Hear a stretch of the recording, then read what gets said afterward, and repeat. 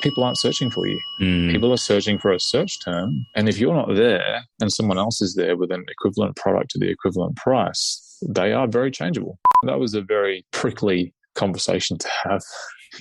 You can train a horse. Unicorns, they're called unicorns for a reason. Yeah. Because they're they don't exist. Welcome to Add to Cart, Australia's leading e-commerce podcast that express delivers all you need to know in the fast-moving world of online retail. Every week, Nathan Bush from eSuite and an e-commerce industry expert will share the news, research and insights that you need to know to keep you at the top of your game. And of course, keep your customers adding to cart. Hello and welcome to Add to Cart. My name is Nathan Bush, host of Add to Cart and director at e-commerce talent agency eSuite.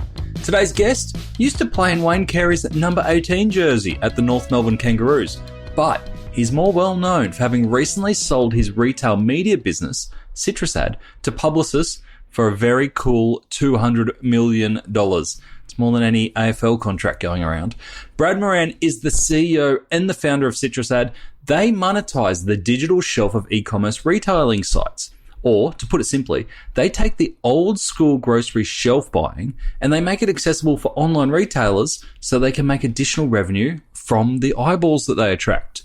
And no doubt, they were a healthy acquisition target. CitrusAd powers media sales and ad serving for more than half of the top 20 retailers around the world. This includes Tesco, Sainsbury's, Argos, Bed Bath & Beyond, and here in Australia, the iconic Woolworths and Coles. A couple of little names there. And as you'll hear from Brad, retailers can earn anywhere from an additional $5,000 a month to $10 million a month in revenue by making their website real estate available for bidding. Who wouldn't like a little bit of extra on the side? Now, apart from getting a great view on how CitrusAd works, we go into depth on the emergence of Amazon in Australia, why category terms are more powerful than brand terms in search, and we talk about the chasm of death when it comes to selling the businesses you have founded. Sounds delightful, doesn't it?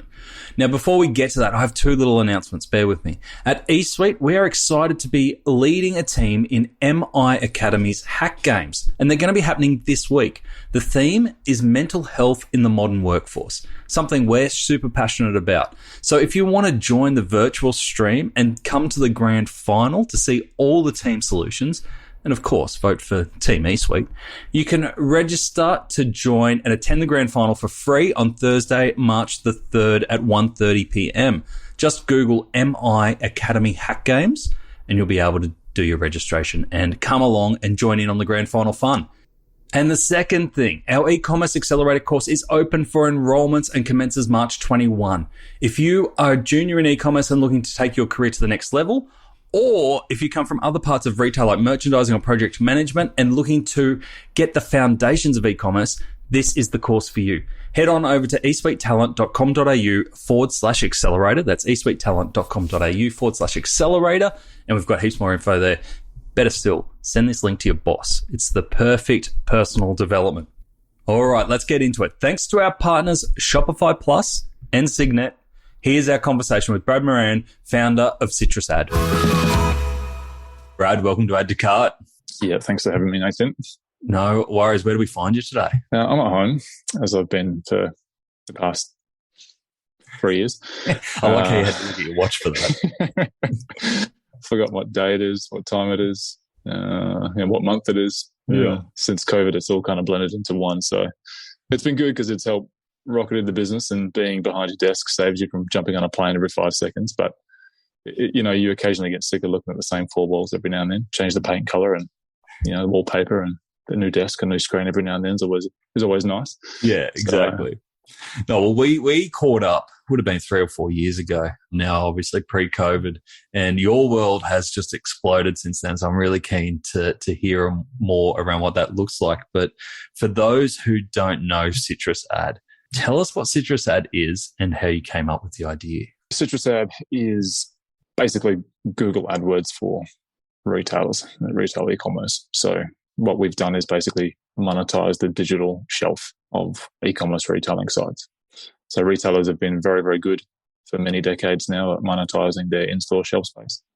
So eyeline, end caps, they know that the visual placement of a product in the store is linear to the sales that it generates. And the brands know that too. So the brands pay a significant amount of money for middle shelf, if you like, in grocery is a good example.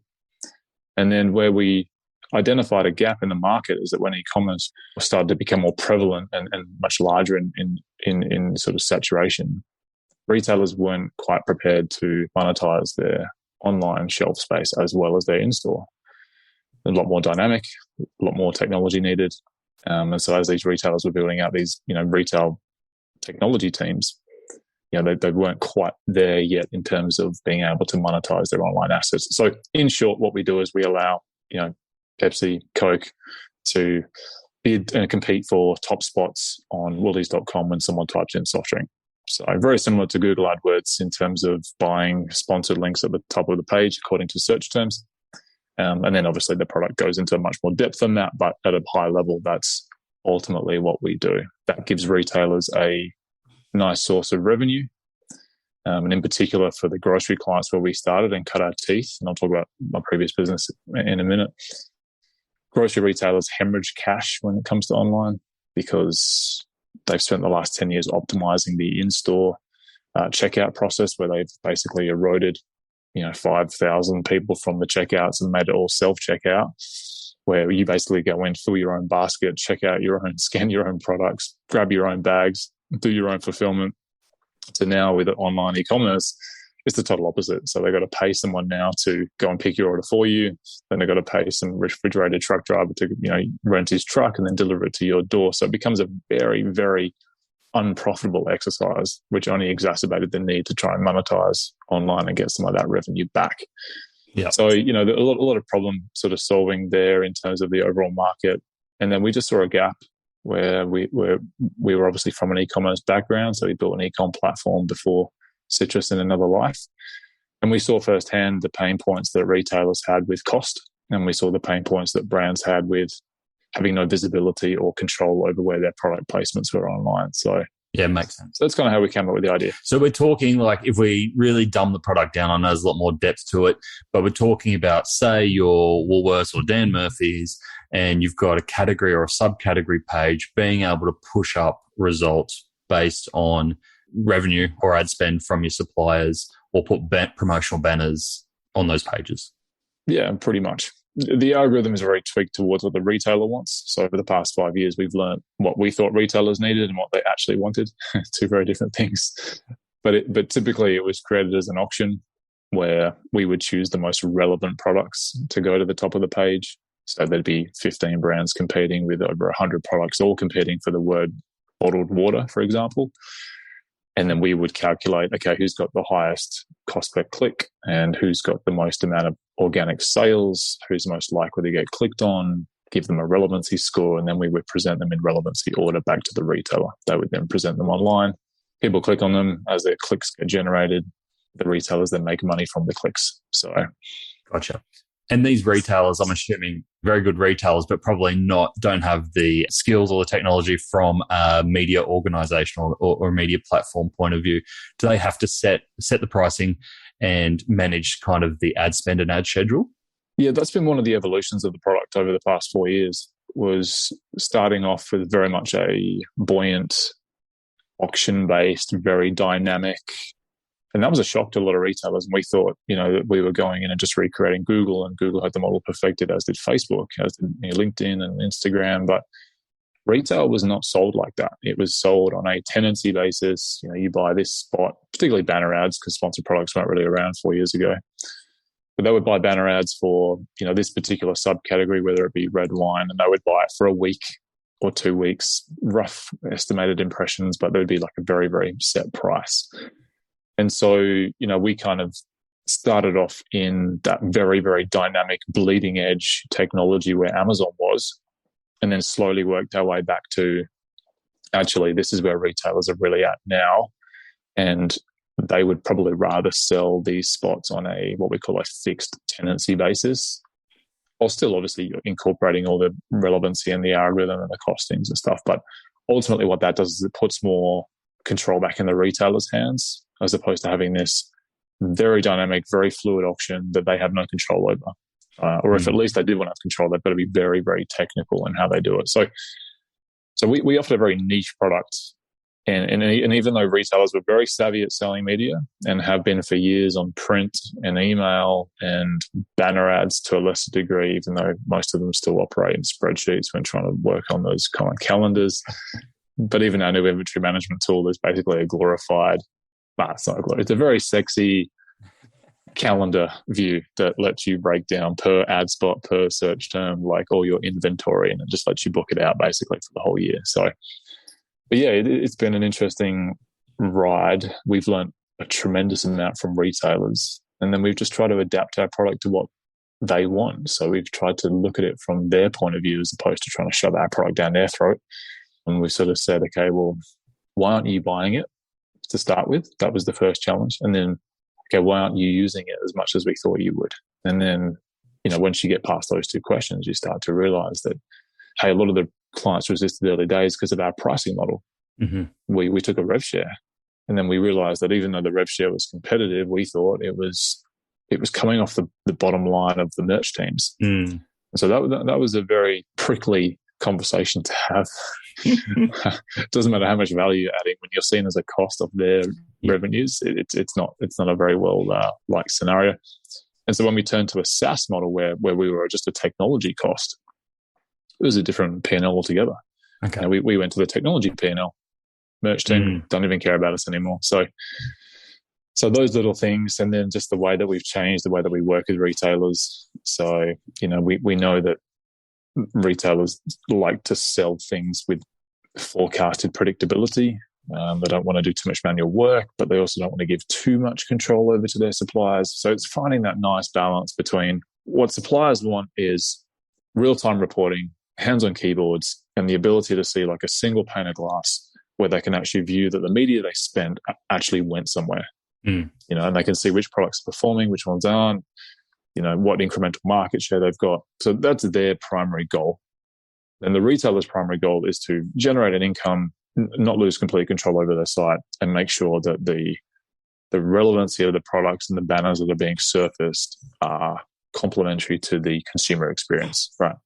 So if you can achieve both of those at the same time, then you've kind of got a winning model. And have you seen some of the retailers that you work with starting to generate significant revenue channels from this media and advertising channel that it's really getting taken notice of by boards and leadership teams? Definitely. We have a lot of different clients though. So we'll have clients that are happy generating 5-10K a month in ad revenue because that's just about the size that they are. Mm-hmm. And then we have some clients that are generating 5 to 10 million a month in ad revenue. So there is quite a disparate difference, but it all depends on the magnitude of the retailer, right? So you look at someone like a Target who's doing close to 30 billion AUD in online sales a year versus even the local giants here, which are around 4 to 5 billion. So there's still it's horses for courses.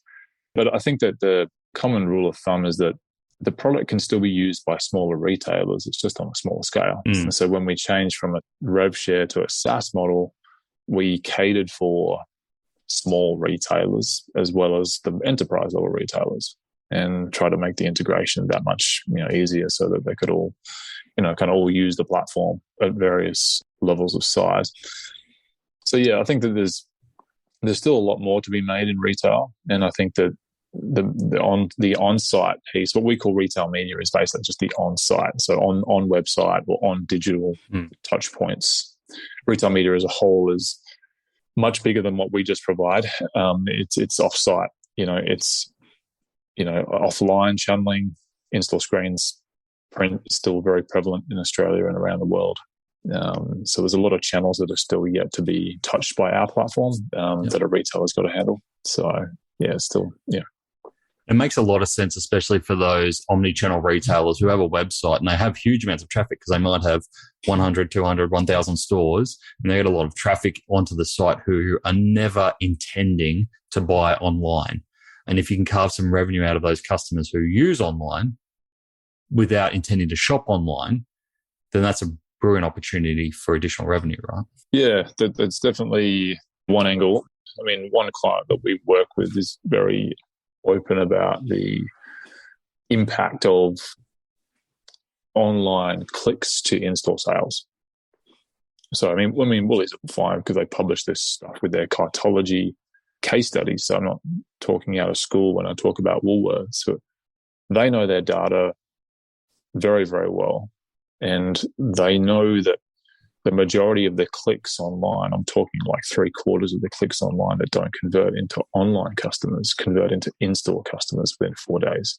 Mm-hmm. So that's pretty powerful. So even when you think about, this is more for brands to think about their investments, because the brands automatically just look at, okay, impressions, clicks, sales. What's my equation on return on investment? Mm-hmm. That then determines how much they spend and what value they see that they're getting out of it. But some of the statistics that we're seeing out of retail now is what impact this has on in-store sales. So, when someone buys anything in store, the first thing they do is look online first, right? So they're doing their research there. And maybe they convert there, but the majority of the decision-making is done while browsing the internet, while browsing the website. So, I think that is definitely one thing that we've learned over the past 4 years is that whilst retailers are not very forthcoming with their data, we've sort of dragged a bit out of them over the past 2-3 years on, okay, what sort of impact is this having in store? Yeah. And then when they run their own retail media programs now, and we more act as the facilitator and the technology company, they're the ones who are out pitching to the brands to say, this is what impact it's having, so this is why you should spend, which is why you see click prices on a lot of these retailers now exceed the price of the product. Mm. So you'll see like a product that's worth $3 or $4 and the click price will be $5 because they know that it's actually an acquisition. Yeah, it's not just a one-click conversion. It's an acquisition of that customer that then comes back and buys a product continuously then for the next year or so. Yeah. So lots of interesting hidden stats that we've started to unravel over the past 5 years that we never thought would be there early days. We imagined they would be there, but they weren't easy to come by. A lot of these corporate entities don't want to give away any of their statistics. So, but we hear from brands and we hear, the impact that it's had, and some of them have been super surprising on the impact that these sponsored products have had.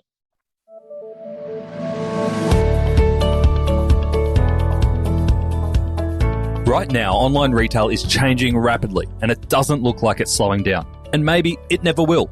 So when retail changes, you change retail. Sell at the speed of change with Shopify Plus and grow with demand, on demand, using a commerce platform that can handle up to 10,000 transactions per minute. For bigger business at startup speed, visit shopify.com.au/plus to learn more. That's shopify.com.au/plus, because the future belongs to the fast.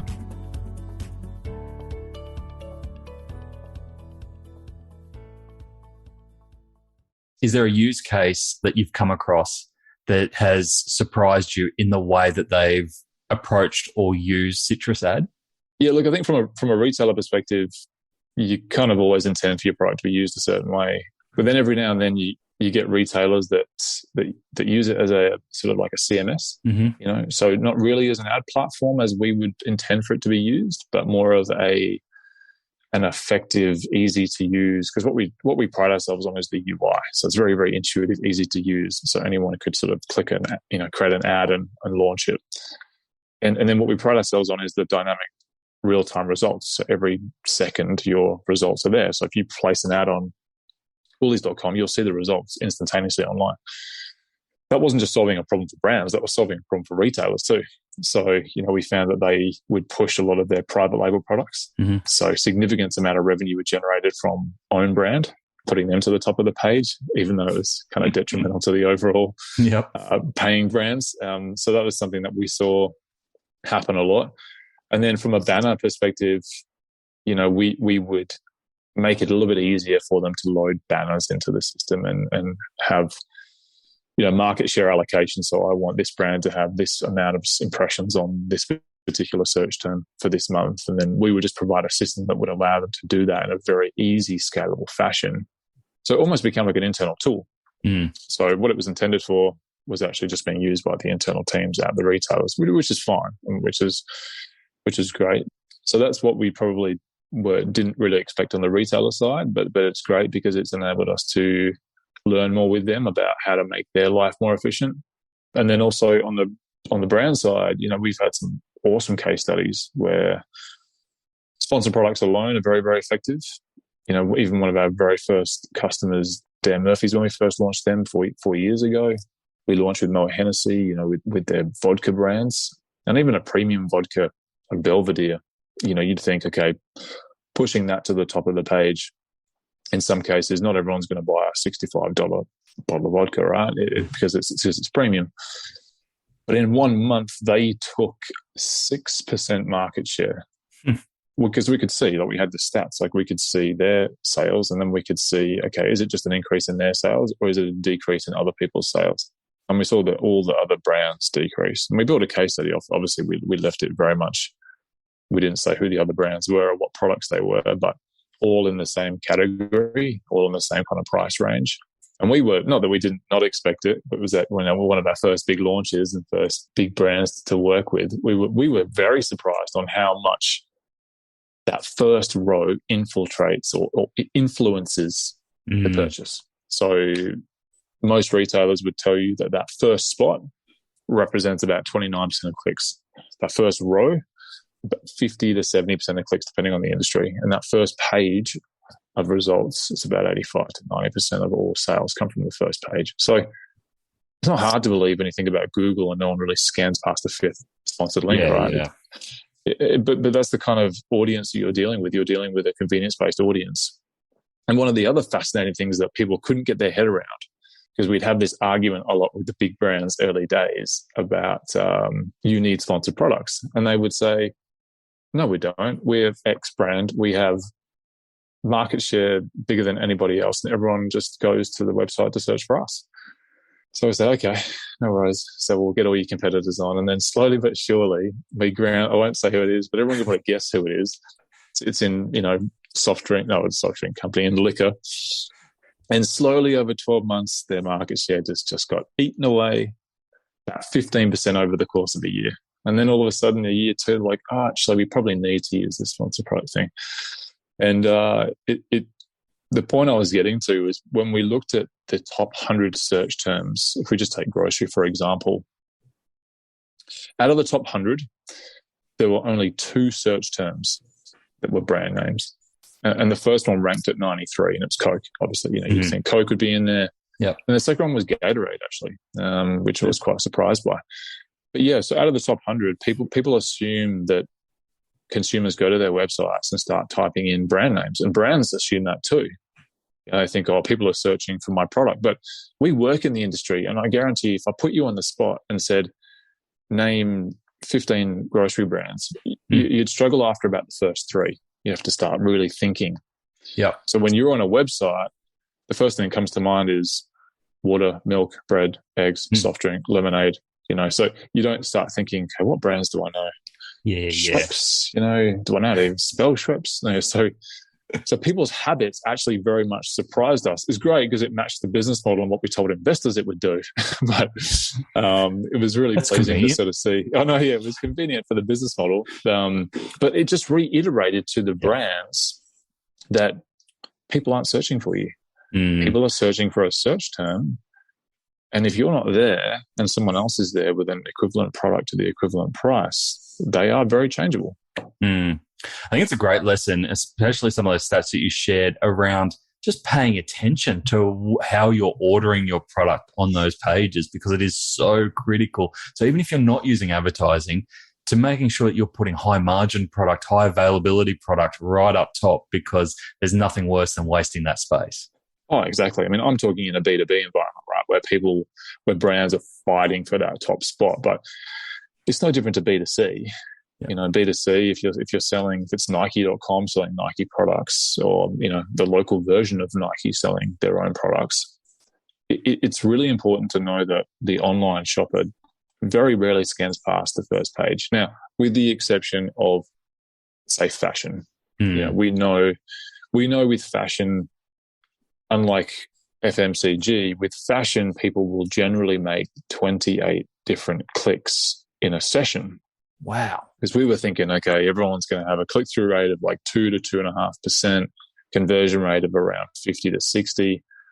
Get into fashion, it's conversion rate of 1.5%, what they do is they're basically analyzing 28 different pairs of shoes before selecting one. So, all it did was just change the economics. So the click prices went from being $1 to the click prices went to be 10 cents because of, it just wasn't getting the return on investment.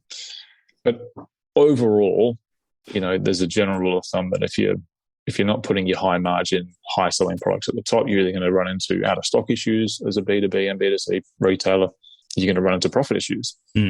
Simple science, really, when you think about it. Spot on. And tell us, how is CitrusAd integrated with platforms? You mentioned that some people are using it as a CMS, but I'm assuming most are integrating it into existing e-commerce platforms. Yeah, so we'll always integrate into the e-commerce platform. When I talk about us replacing the CMS, it's really just instead of a company using like Magento to upload their content and just going, actually, we'll just make this banner content here, a call to Citrus, because the Citrus platform is easier to use than the Magento platform, right, for uploading content. Typically, though, it's a server-side integration, which was the way that we designed it, so that it's nice and quick. Yep. Speed is obviously paramount to these retailers. They want ads in milliseconds as opposed to seconds, as you don't want that page load and then a second later the ads load, right? It's a very poor experience. So that was our kind of number one technical tick off when we first built the product. But it's a very straightforward API, just like they would use search engines, Fred Hopper, all that type of stuff. It's a web page loads, front end, the website talks to the back end makes a call to Citrus. We return product codes, and then basically the retailer chooses in which order they want to put those product codes. So lots and lots of rules that they can generate and create on their side. And a lot of retailers, what we find these days, request more ads than they need. So they'll request 20 ads, even though they might use 5, and then they'll choose which 5 they want to show. Gotcha. But we're okay with that.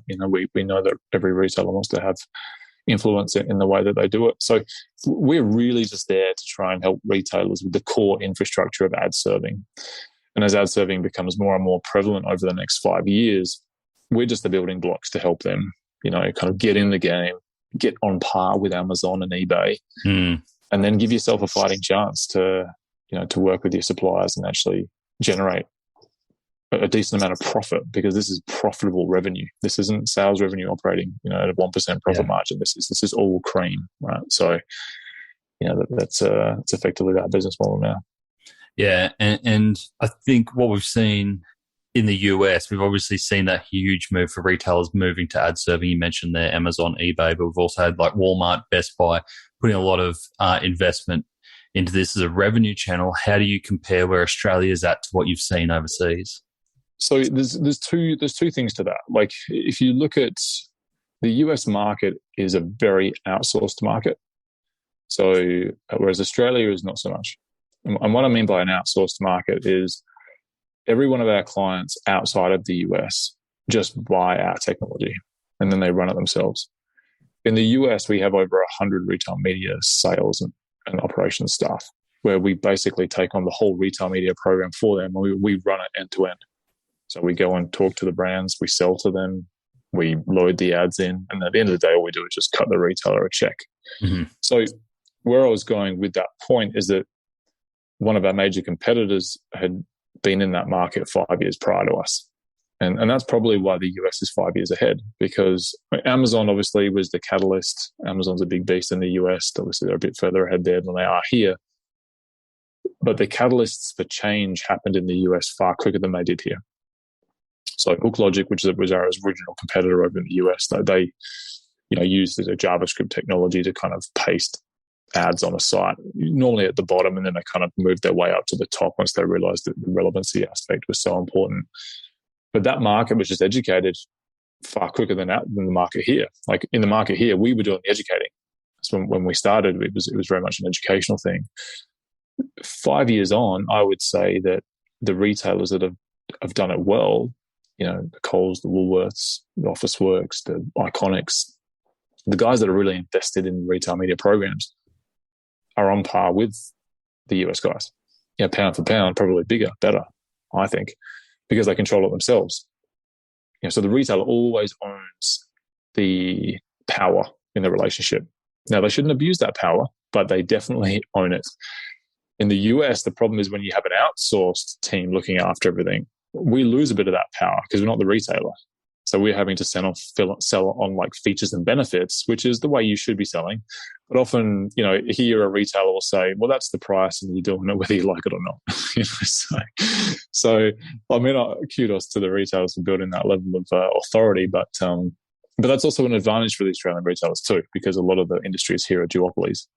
Whereas in America and overseas, a lot more competition, a lot more fragmentation in the marketplace. So I would say that, yes, the US is ahead, but only because the technology was readily available to them 5 years ago, and they've been doing it a bit longer, and Amazon and eBay have been educating these brands. And so the brands go, well, I do that over there on Amazon, I might as well just do it on Target. It's really not that hard. So Australia's getting there, though. I think that COVID definitely helped shift the focus back to e-commerce. I think there was a bit of I wouldn't say complacency, and I won't name the retailer, but there were retailers in Australia where just before COVID, they were, I mean, you can talk to this too because you've been on the retail side. E-commerce was sort of this section of the business where it wasn't profitable, and what we're going to downsize, try and outsource as much as we can. And then COVID hit, and then all of a sudden it was, actually, we can't throw enough money at this area of our business. So it was really a tale of two sides in 2020. It was at the start of 2020, a lot of retailers, a lot of tech teams and retailers were facing an uphill battle, layoffs and outsourcing, and then come midway through 2020, and it was, hey, chief of e-commerce, kind of need your help.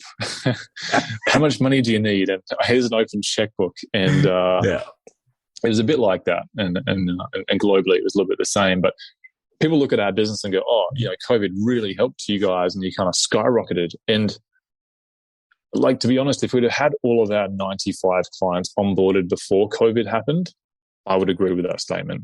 But we're a B2B sales operation. And so most of our clients were signed in the back quarter of 2020 and in the first quarter of 2021. And when COVID hit, even Woolies and Coles had their staff from Woolies X out in the fulfillment centers picking orders, and like everyone was, right? They were just hands on deck, right? Massive do scramble. whatever it takes to just to keep up. So we had a huge influx within the first 2 weeks, and then every website just crashed. So then we went like 3 weeks without any revenue.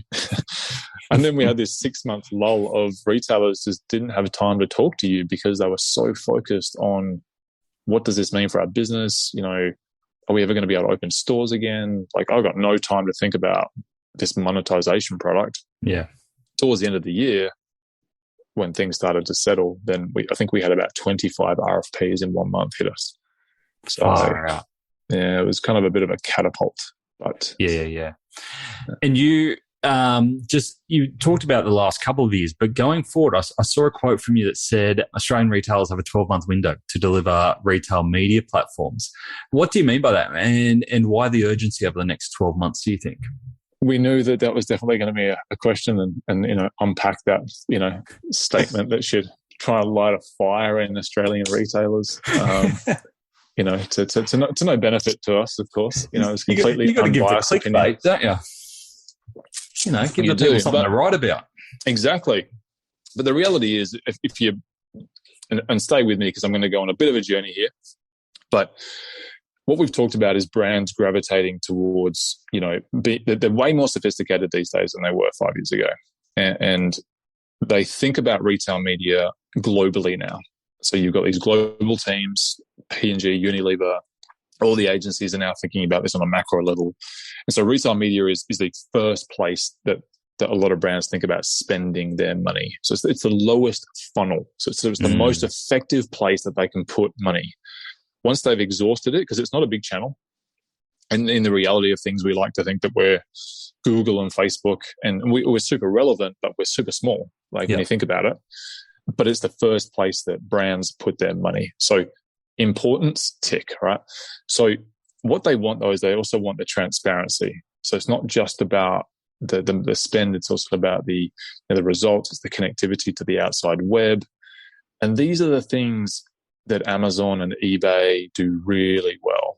So they've got the on-site advertising going, and they've got the audience extension going. So when they leave the site, they're very clued up about their audience and who they are and the lookalike audience. So you can see the importance of retail media on site is not just about having sponsored products on your site and you're done. It's just the focal point for the entire ecosystem to build from. Because ultimately your website is your piece of real estate, and then you want to control everything while people are on there, but then you also want to make sure that you're keeping track of people when they leave your site. And so you have to build now this fairly comprehensive ecosystem of technology in order to compete with these bigger guys. Okay, so that said, so we've established that Amazon and eBay are the market leaders. And spoiler alert, if you haven't already realized this, Amazon is an ads business, not a retailer. They were a retailer once upon a time, but the retail aspect is the Trojan horse. So Amazon is building fulfillment centers that are the size of cities out in the western suburbs of Sydney. This is all public knowledge, but they're going about it nice and quietly. They're not disturbing too much, not making real big inroads yet, because everyone's like, oh, well, there's still only a small percent of the online market share for now. So what we're predicting and what the analysts are really predicting is that Amazon are going to own roughly 30% of the domestic retail market within 5 years, give or take.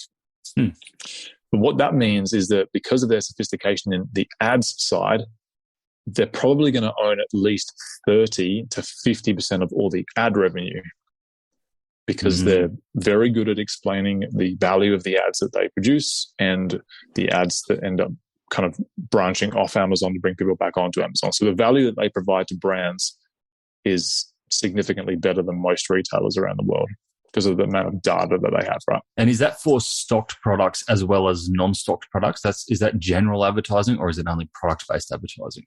Yeah, it's probably advertising across the whole. So once Amazon generates that critical mass of traffic, it will start to become the discovery point like it is in the US. So first point is Amazon's using a discovery tool. And discovery is the first place where you influence. And if Amazon can convert because they've got better shipping, or, Amazon Prime, which is obviously a very, very big business as well. So the thing with Amazon is they have so many different touch points in your life now that they're building an ecosystem much like Apple did.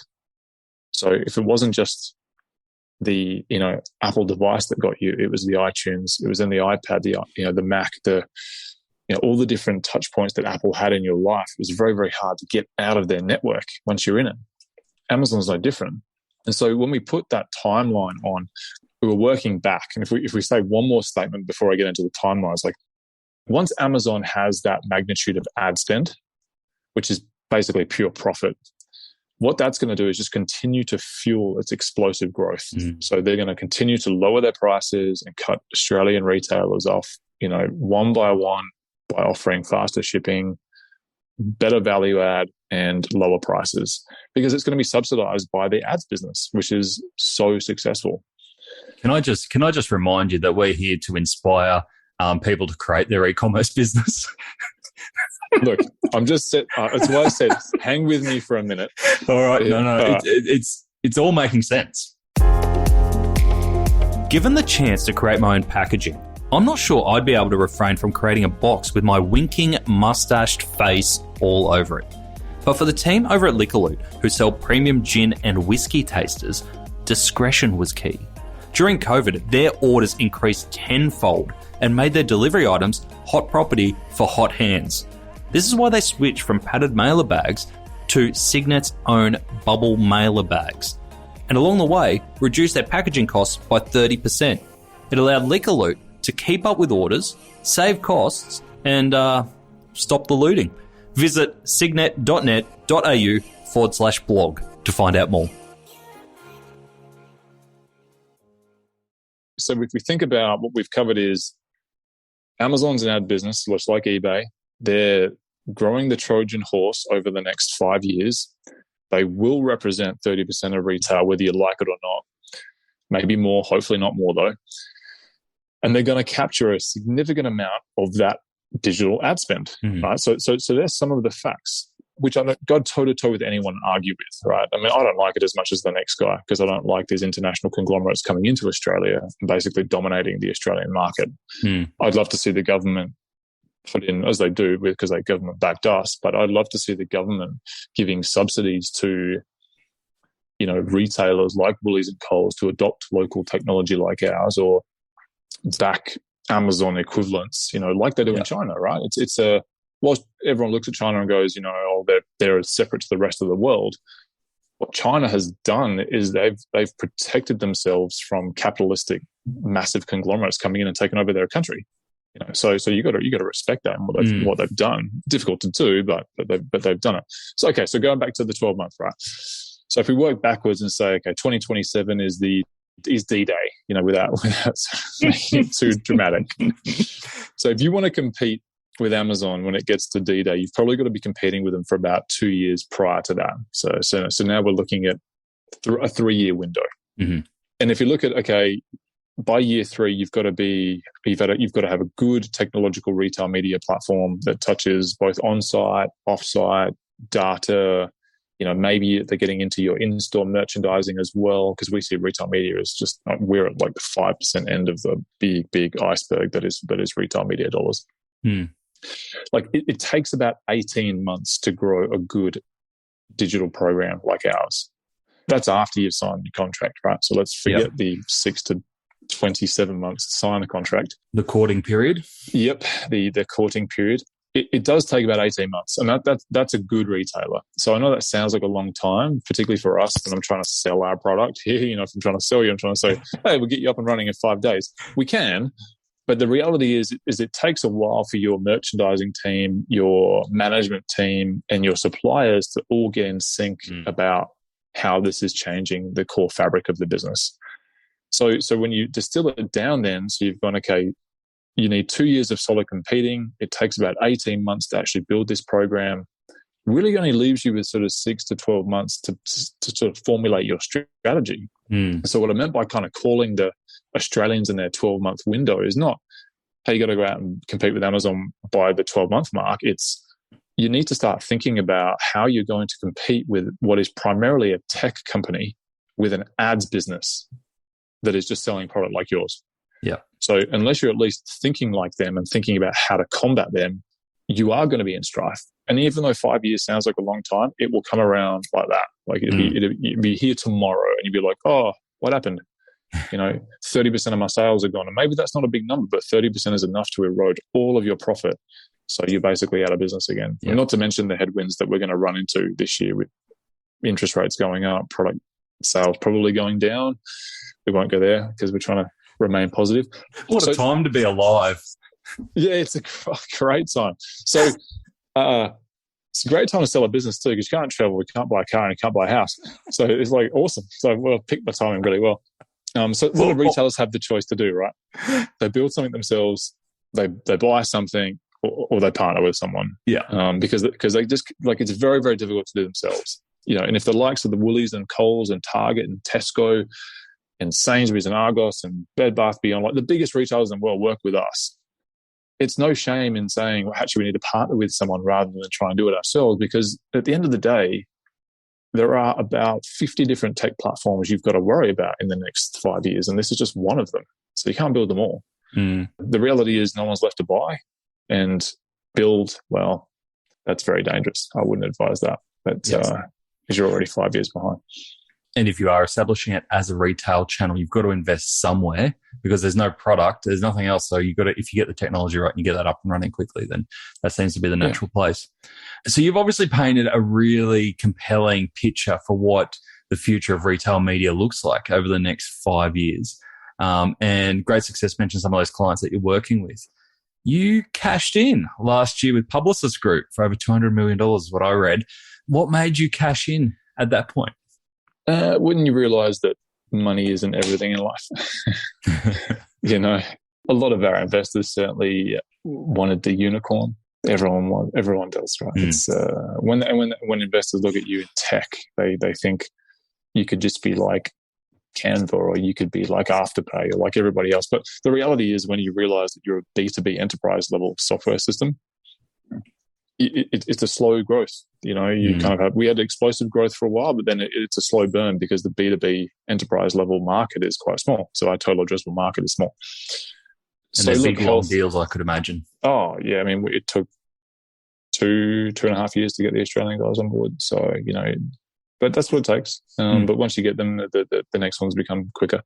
Yeah. But like health and family have to become priority again at some point. And, we think of the acquisition more of like a relay race where we've just handed the baton on to Usain Bolt now. It's like, obviously every founder wants to build a legacy and build a great company that becomes bigger and better. But at some point you have to go, well, are we the best jockeys? Are we the best guys to continue to ride this business? And, there's more around the sort of founder sort of education. But what we realized about starting a business when you're a founder is timing is critical. Statistically, Silicon Valley say it's about 55% of your success metrics, timing. So if you get a great product too early, not going to make it, too late, not going to make it. But what they don't talk about is the exit also being about timing. And what I would call the chasm of death, which they talk about a lot in the first 2 years of a startup. There's a chasm of death when it comes to being acquired. So, we kind of reached that. Well, I mean, this is just me talking, I'm happy to be corrected. But what you find is that a lot of founders don't build their business going, who's going to buy it? They just go, we'll just build revenue, build customers, and someone will buy it, right? Or we'll IPO. IPO, good luck with that. Shit show, 2 years of your life gone. Hopefully your stocks are still worthwhile by the time you've sold, because you're going to get escrowed anyway, and you're going to get locked in.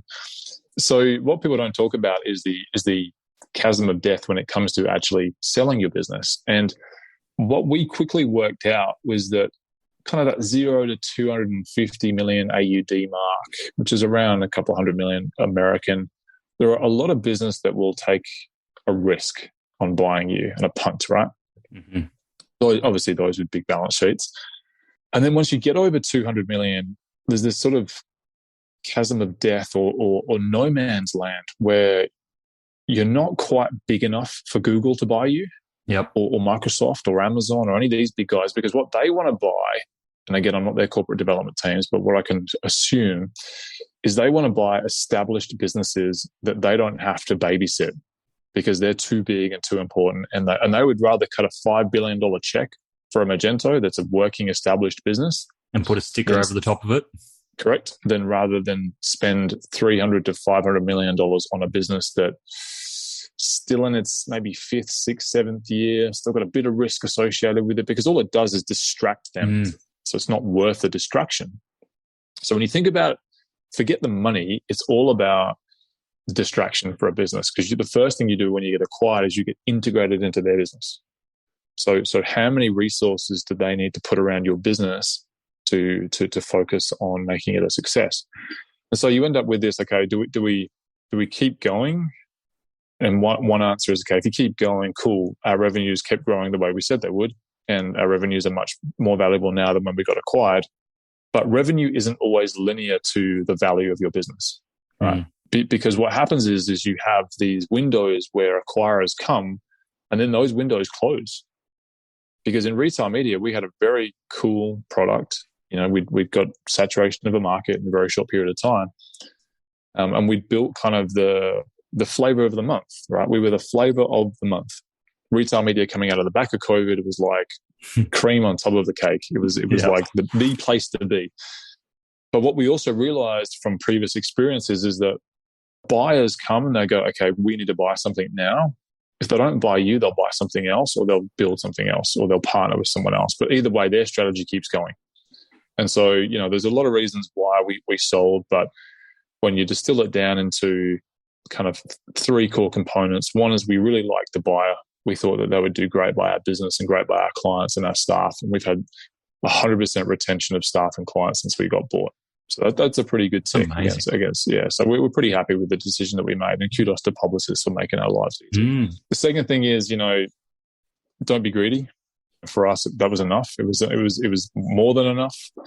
And the third reason, which I touched on, is that there was simply no guarantees that if we made our revenue a multiple that was worth 400 or 500 or 600 million, that someone was going to come and pay that money. Because not many businesses have a balance sheet where they can just go, here's $500 million for a business, or 600 or 700, whatever. There are very, very few businesses that can actually pay that sort of cash.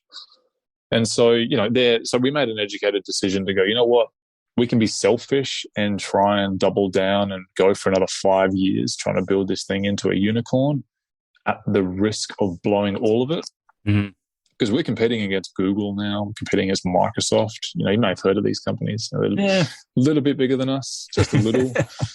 $1 trillion in front of their market caps. They don't roll off the tongue like CitrusAd does. Exactly. Homegrown talent, mate. Brisbane based. Aussie. Come on, like support the Aussie tech community. So if nothing else, I'm going to go down the patriotic line. But it is. It's we looked at the headwinds of what could be. We're in the middle of COVID too, so we saw that COVID helped us a bit, but it also hindered us a bit. So we weren't willing to put investors' money on the line here and take a selfish risk on what could be. Yeah, it makes total sense. So that's why we did it.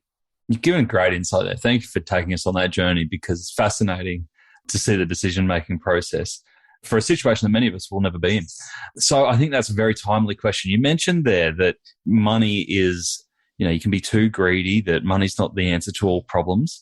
So my question to you is, what's next for yourself and for CitrusAd? So Citrus will continue to keep growing, and we'll keep obviously expanding as quickly as we possibly can, because we still know it's a race. We like to think we have not the best product. We have a great product, but we also have a good ethos around how we go about treating our retailers. So a lot of ad tech companies that came into our space still operate on this publisher advertiser kind of mentality, where they view retailers as just publishers. You're just one place where we can place our ads, but ultimately we work for the brand because they're the ones that give us the money. So we kind of, like, our kudos is like we put the retail in retail media. So we focus on the retail out, which is a lot better, a lot stickier. So the company's obviously going to grow with a muscle of publicists. So it's a nice place to work. Like, you've got the sort of startup mentality and flexibility and nimbleness and attitude, but you've got the balance sheet of a multinational public company that's probably one of the most successful businesses of the last 20 years. So it's a nice place to be right now, good place to work, good partner to have. So the business will keep going. For me, my passion now is to distill the last 12 years, in particular the failures. There's a significant amount of those. And, start to work with the startup community a bit more about educating, being a coach, helping them, sort of putting together I've already got a book with 10 chapters and 100 bullet points in it about what not to do. And if you, kind of at each stage of the life of why you need to raise capital and how you recruit and how you get your first customer and amazing, what smoke and mirrors you need, all that sort of stuff. So for me, my passion now is to sort of go back and see if I can help the founder community. And I was even sort of thinking about like what I would call the business or what slogan I'd use, but it's something came to me this morning, funnily enough, about turning unicorns into horses. you can train a horse, but unicorns, they're called unicorns for a reason, because they're they don't exist technically. Oh, look, I think you'll bring incredible value to the founder and the startup ecosystem. And it's, we're so lucky to have you sharing with us today. That hour was just an amazing hour to hear the story of what you've built and also the lessons you've learned along the way. So I can't imagine what it's like when it's packed into a book or a course or a coaching program. So really looking forward to bringing that. Brad, if we've got retailers or brands listening to this today and wanting to know more about CitrusAd, what's the best way for them to get in touch and find out more? Well, I guess you've always got Google. We do buy our own name. Don't click on the sponsored links. Yeah. We're pretty well known in Australia now. A lot of retailers would know of us. I think the best thing for me to say now is to, like, we've dealt with a lot of retailers in Australia, probably a little bit ahead of them being ready and us being ready. Yeah. To be fair, like I don't think we were ready for where they needed us to be. I think that we've come a long way in 5 years. So I would say the conversation we would have now would be very different to the one we would have sort of 3 or 4 years ago. But look, I mean, just have a conversation. Like we're more than happy I'm more than happy to come visit every retailer and talk to them about retail media. And if nothing else, just talk to them about what we've seen from 95 other successful enterprise businesses across the globe, and if retail media is not right for them right now, then that's fine. If they decide to go down a different technology path, that's also fine. Like the good thing about me now, well, I shouldn't say this working for Publicis, but I'm biased, right? So obviously I want to see my company succeed, but I don't have to, I don't go into every single meeting now this is life or death. Yeah. And as a founder, you definitely do when you're on the sort of, pre-acquisition stage. But now I'm happy to tell a retailer if we're the right solution for them or, we're the right people for them. But I can tell them it's so much more than just a tech partnership. A lot of our clients now, we end up building software development teams for.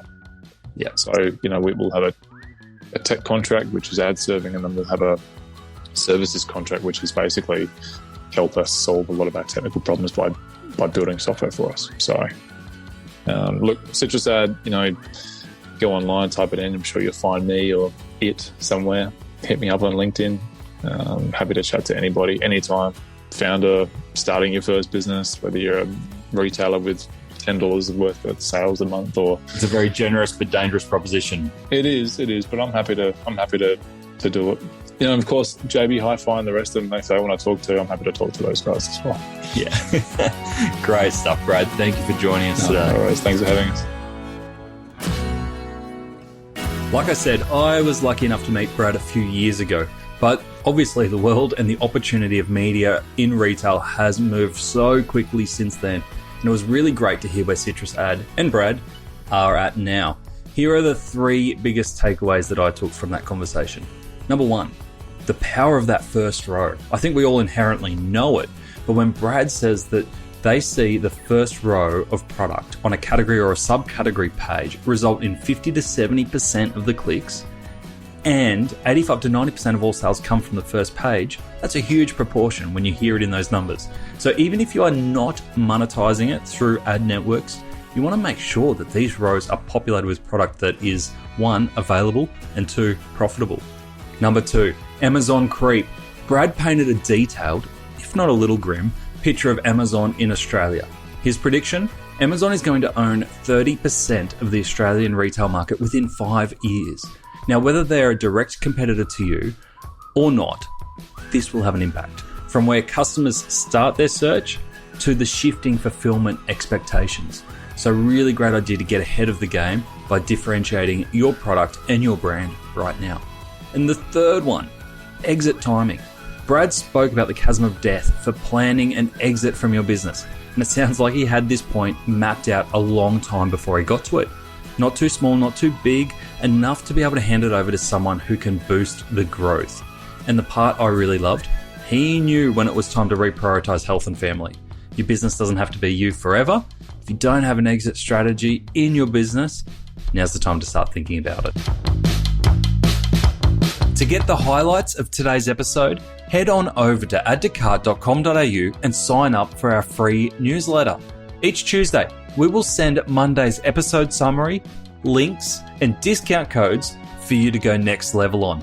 And if you're looking to explore your next e-commerce opportunity, come and visit us at eSuite. We're a dedicated e-commerce talent agency connecting the best e-commerce talent with the fastest growing brands in Australia. Head on over to eSuitetalent.com.au where you can download the free e-commerce salary guide and sign up to our weekly e-commerce job emails. Thanks for listening, and until next time, keep those customers adding to cart. All right. I know you're probably sick of me banging on about it, but a really quick message to say that the 10-week e-commerce accelerator program kicks off on the 14th of March, so soon. Registrations are still open, and don't forget the discount code for Add to Cart listeners. Use the coupon code Add to Cart, all one word, to get $200 off your registration. Head on over to learn.esuitetalent.com.au, that's learn.esuitetalent.com.au to secure your place today. All right, I'm off to practice my teacher voice. I'll see you in there.